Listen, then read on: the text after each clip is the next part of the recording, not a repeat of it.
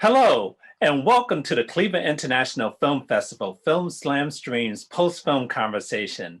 Today we are talking to the director of The Age of Reason. The Age of Reason is a short film by Matilda Petit. And joining us today is Matilda Petit, and she has been working in production since 2010, and The Age of Reason is her first short. It's been in over 60 festivals, and she's won 10 awards for that film. Hello, Matilda, and welcome. Thank you. Well, great. So great for you to join us today. I understand you're joining us from Paris, France today? I'm in Paris right now. Oh, good. Well, wonderful. And we probably have some French language students watching this now. Can you give them a special hello in French for them? Bonjour à tous, merci beaucoup d'avoir pris le temps de voir mon film. Je suis ravie d'en discuter avec vous. Well, great. I'm sure they appreciate that. I'm sure they're saying bonjour back to you. So let's get into this film, The Age of Reason. Really interesting film. You know, I don't know, when you were 7 years old, did people say to you, Matilda, what do you want to be when you grow up? Is that why you made this film? Well, obviously, that's a question everyone asks when you're 7 and your whole life, actually, until you're 18 and even after that. So I think it's something that's very, it's an obsession for every kid and every student to choose a job like it's something that's going to define you. How will society view you? Or will you be useful to society? So it's a very big question. So I've been obviously asking myself that. And so that's why I wanted to make this film. And I wanted to do it in an imaginary world with cosmonauts and princess, because I feel like making it bigger and viewing it through the eyes of kids would make the problem more obvious, like how would it be like if everyone was doing what he was dreaming about when he was 7, and how do we choose? So, How do you choose it? You mentioned the age of 7. Why did you choose the age of 7? well, I feel like when we're 7, first of all, our dreams are still really big, and something interesting I think about kids when asked what they want to do when they grow up is everyone wants something really like special and something that will make them unique, and they're not ashamed to say it. Like, I want to be a rock star, I want to be a cosmonaut, I want to be a big writer, or something that is huge and that will make them really unique. But at the same time, wanting to be part of a group and wanting to be um, useful, wanting to be in the society. Mm-hmm. So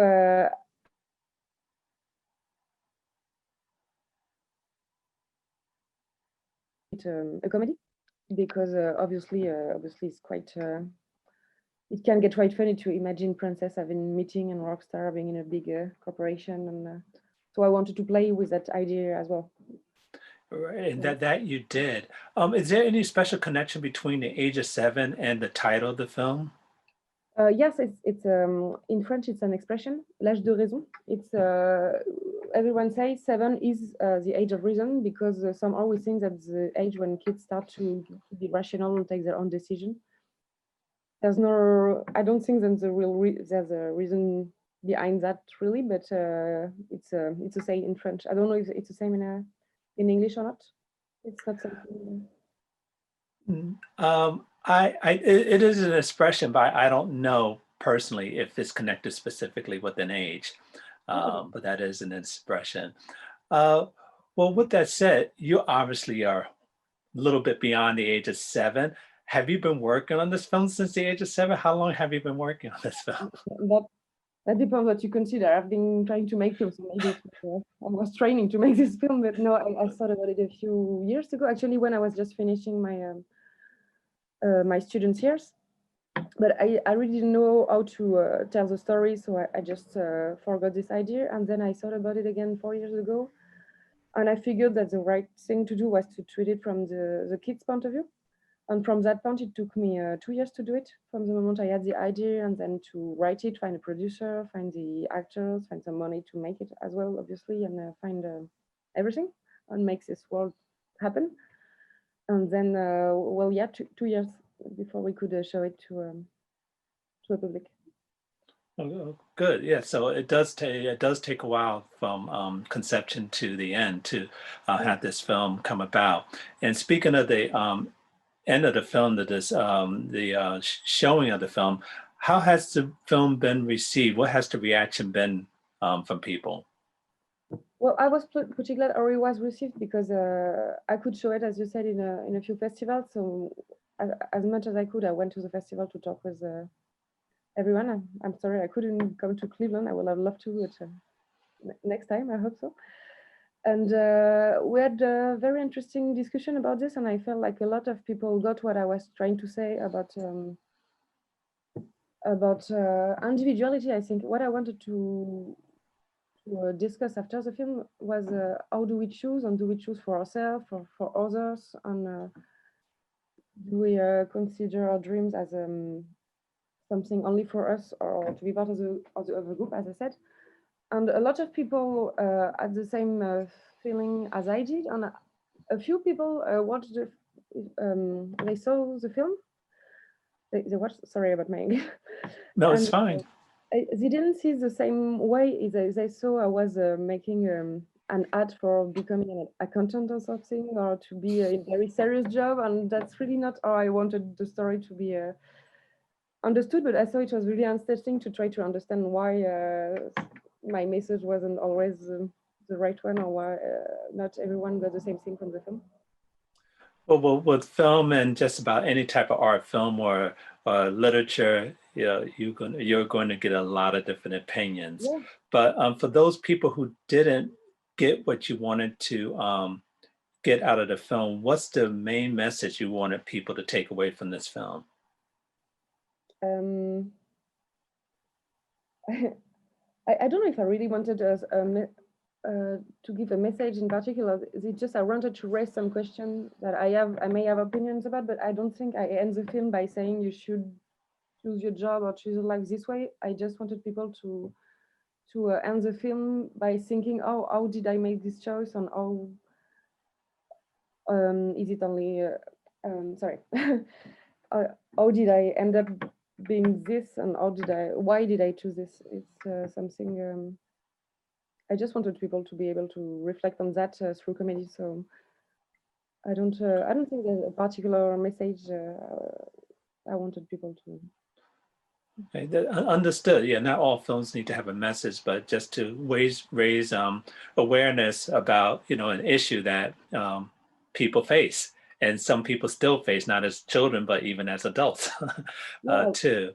but no, actually, I am just to answer that. I think I actually wanted people to feel like the hero of the film.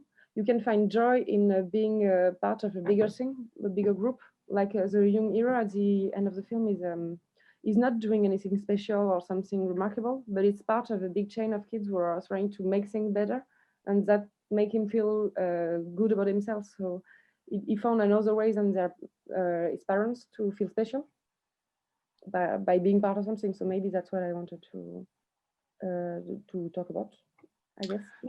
Let's see, and oh, okay, that's understood. I just want to remind everyone who's watching, we are talking to the director of The Age of Reason, Matilda Petit. If you have questions, please put them in the portal and we'll get to them as time allows. Let's talk a little more specifically about the film. There's quite a few comedic elements in there, such as, the choosing of the career, the groupies for the rock band being, a little bit older. That was, and so forth. So, are you a comedy writer by nature, or are you just a writer that decided to make comedy?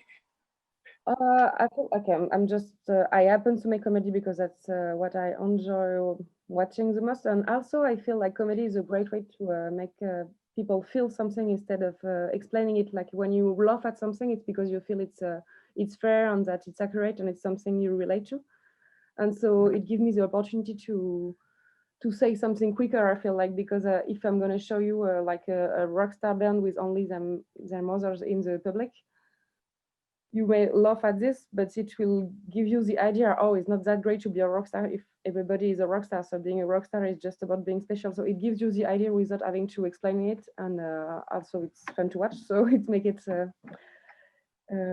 nicer, and I enjoy doing it for this reason. I think Oh, I always end good. up watching comedies because I feel like it's a very powerful tool to tell a story. Right, it is, and it's hard to do, and that's something that you pulled off.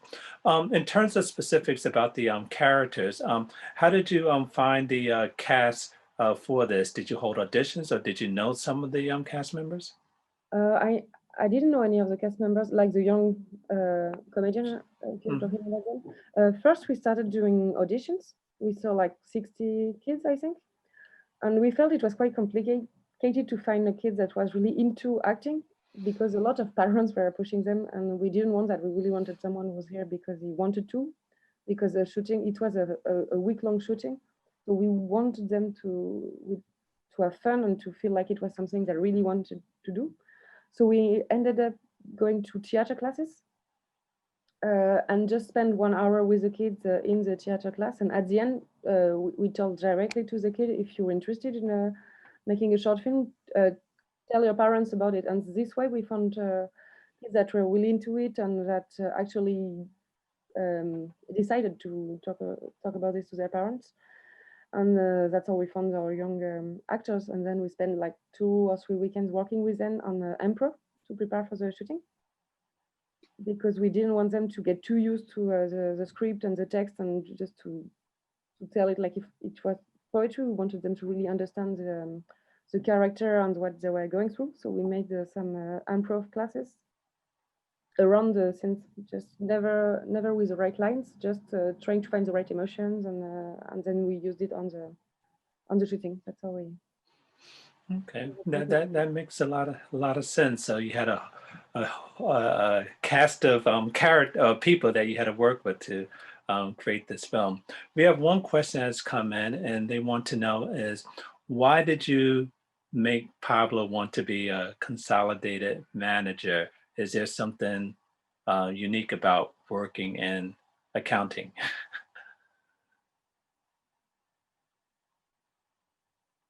In French, it's not. I don't know how it's subtitled in English, but it's not even a real job title. I just wanted something really different from rockstar or princess or all these very dreamy, simple jobs.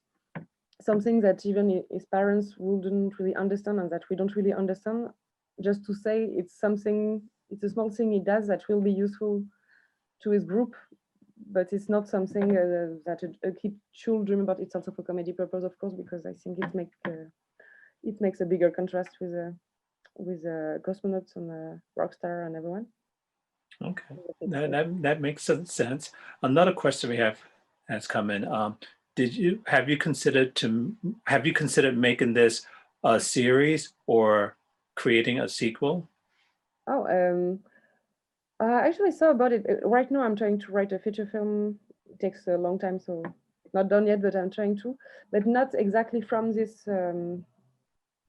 world, because I don't know. I think I spent 2 years working on it, and it was interesting. But it's a question I was asking myself 10 years ago, like what job should I do, and what will I, and I have other questions that I want to address with my film. So maybe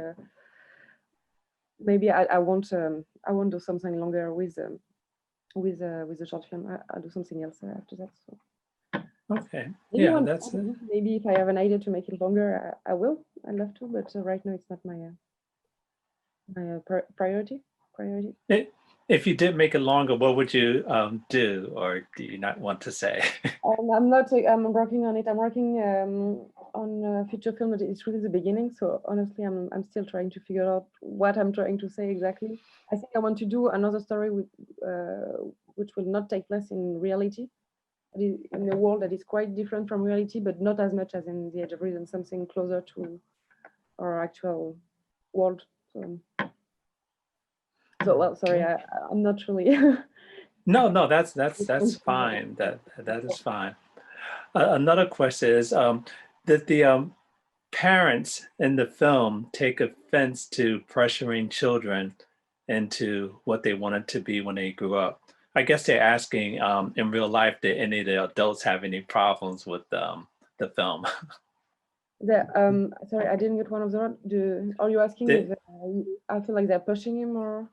Right, did the adults have a problem with the film that, we're seen as mean people trying Oh to pressure children to making a career choice? no, I didn't. No one told me that. I think that the parents in the film are not mean people or pushy. I think they're worried because in their world Yeah. it's like what will happen if you were, for instance, telling your parents I want to be a director, which is something I know about. It's like they're afraid for you because they want you to be safe and have a job and obviously have a security. So they're worried if they don't know what job you're talking about and that's something new for them.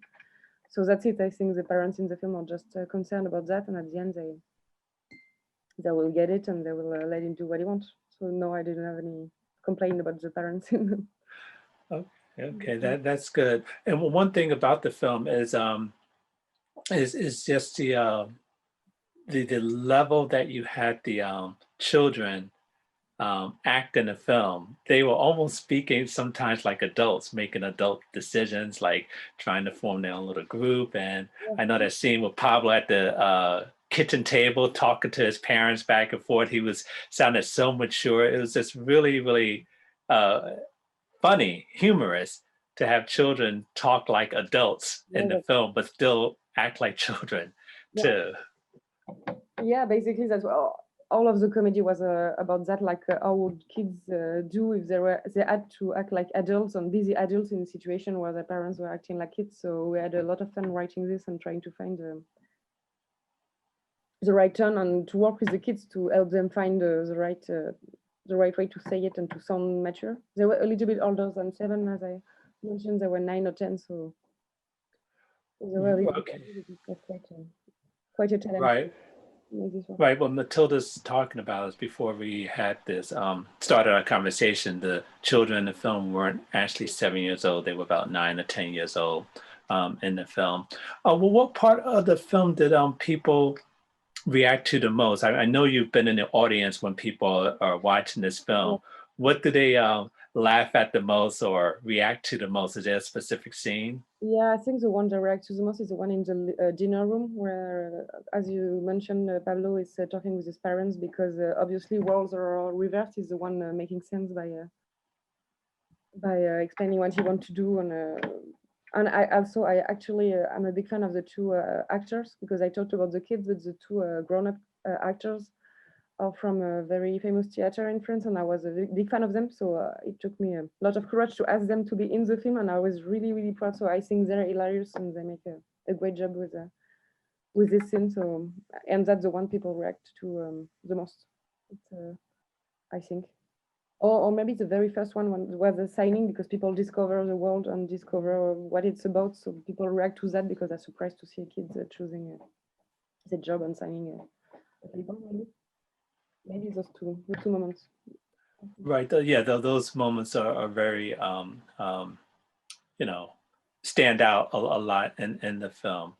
We have another question that has come in is, oh, why did you decide to make the parents a rock star and a ballerina? I think you might have answered that by saying that Well, yeah, making them like children. because there were very classic children dreams, and also the rock star. I really wanted to make this scene with like 12 rock star being like an industry and only the mother in the public because there's so much rock stars that no one's on, because that was a very precise way to illustrate what I was trying to say, to make it visual and to see like, oh, okay, he's not the only one living in the dream. Everyone is, so no one is because he's just he's going to his job and he has a manager. So Rockstar was easier for me to tell the story. Right, and it does make a lot of sense. It's a dream that a lot of children have. Well, Matilda, this has been a real pleasure talking to you today, and I appreciate the insight that you've shared with us about your film. And can you say a special goodbye to our French language students? Of course, d'avoir regardé cette interview et d'avoir vu le film. Je vous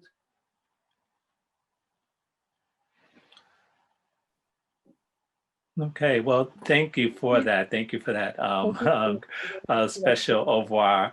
And I'd like to thank you, the students, for joining us today for this yeah. important and invigorating conversation. And if you're interested in learning more about the upcoming 45th Cleveland International Film Festival, please visit us on social media at clevelandfilms.org. I'm Eric Siler. Thank you.